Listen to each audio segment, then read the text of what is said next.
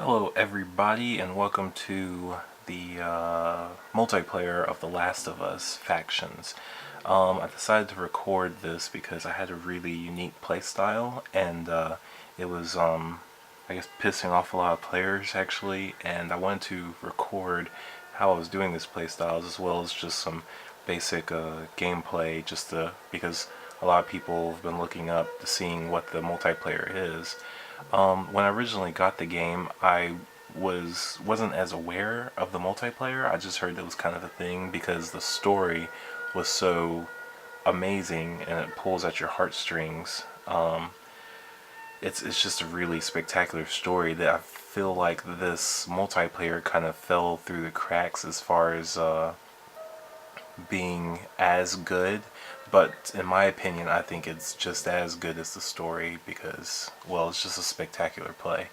So when you click over here on factions, it will basically, if you hadn't bought the original game, you'll have to pay $10 to get an online pass, and as you can see I already have mine installed. I've been playing for quite a while. At the very beginning, you'll have to pick a clan, and really what all this is just a small meta game within the actual game itself, but it's pretty cool because it determines these unlocks that you get along the way. As you can see, well, we'll just kind of go through all of these just to see. Oh wow, yeah, I didn't realize I unlocked so many of them. But you know, just general things: beanie cap, fisherman, cadet cap, deer stalker. That's good. But my favorite is being the flame hat, and you will see why in a little bit.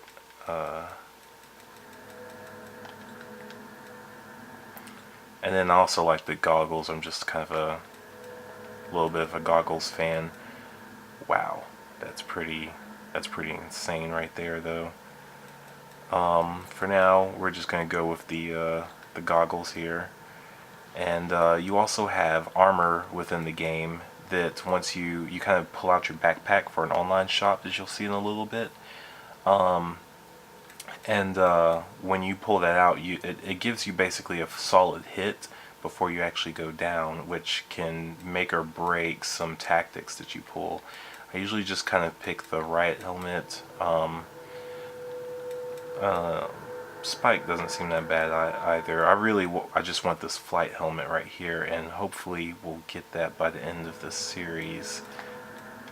Just because I don't know, it's just cool looking with the giant shades being a. You know what? We'll go with the SWAT helmet for now.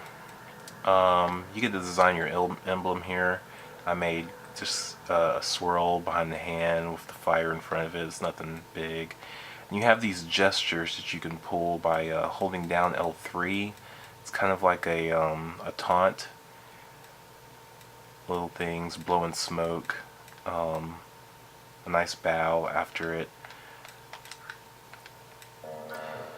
And what we have here is the you have 4 custom loadouts for your player, and this is really the meat of the gameplay. And what they did something pretty cool here. At the beginning of the game, these all were just all blank, and you have to go through and unlock all of these and spend your loadout points on them. And as you can see, each one of these things have different layers or levels on them. And as you progress in the game, you get more loadout points, which makes it have better skills, but you don't get a whole lot. So the better players, the ones who have been playing longer, don't have that much of an advantage over new ones. And to even the score, we have these setups right here, and the bow is one of the ones that takes a while to unlock, but you can see that you can start off with it right now. So it doesn't matter if you were a new player or not, you still have some sort of advantage. Then you have a list of these one-time boosters here. You get these from getting more people in your metagame. And during the gameplay, you have to collect these cans, or just actually anything that you do whatsoever that you collect gives you more survivors, as you can see in the middle there, the top middle. And if you get enough cans per day, you get more survivors. But if you get underneath that, your people start getting hungry, they start getting sick, and the idea is to last 12 weeks. And you see I'm on week 8, day 7, and I have 86 survivors.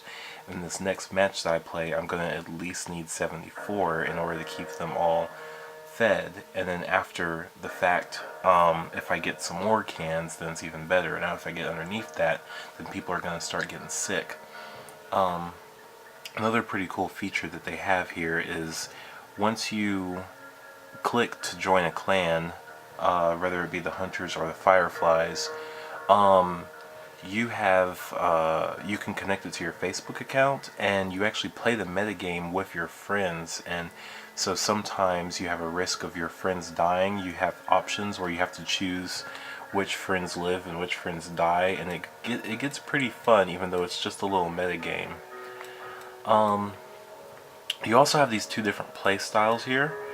Supply raid, where basically it's almost like Battlefront. There's a list of troops that can join a match, and every time you die, you have to wait for the next loadout, and gets down to the last loadout, when the loadout gets to 0, the other team wins, or your team wins, or whichever one goes down to 0.